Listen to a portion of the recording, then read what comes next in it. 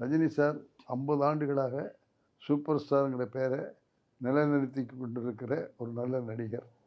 அவரை பற்றி இன்றைக்கு சொல்வதில் நான் ரொம்ப மகிழ்ச்சி அடைகிறேன்.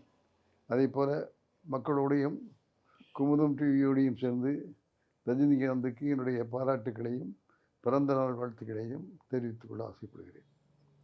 ரஜினியை பொறுத்தளவு இயக்குனர் சிகரம் பாலச்சந்தர் சார் தான் அறிமுகப்படுத்தினார். அவர் அறிமுகப்படுத்துகிற போது அவர் சவுத் இந்தியன் ஃபிலிம் சேம்பரில் ஒரு ஃபிலிம் இன்ஸ்டியூட் வச்சுருந்தாங்க. அந்த இன்ஸ்டியூட்டை தான் ரஜினி சார் ஆக்ட் பண்ணிகிட்டு இருந்தார்,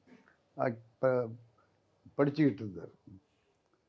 அங்கே கோபாலின்னு ஒரு பத்திரிகையாளர், இந்த மாதிரி ப்ரொஃபஸர், அவர் பாலச்சந்தர் சார் அங்கே ஒரு விழாவுக்கு வந்தபோது ரஜினியை கொண்டு போய் அவர்கிட்ட அறிமுகப்படுத்தினார்.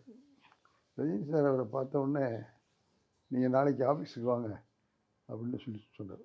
அதை பார்த்த உடனே பாலச்சந்தருக்கு அவர் நடிக்கக்கூடிய ஆற்றல் உள்ளவருங்கிற மாதிரி புரிஞ்சுக்கிட்டார். அதுதான் பாலச்சந்தர். நான் உண்மையாக இன்றைக்கி பெருமையோடையும் மகிழ்ச்சியோடையும் சொல்லிக்கொள்ள ஆசைப்படுறேன்.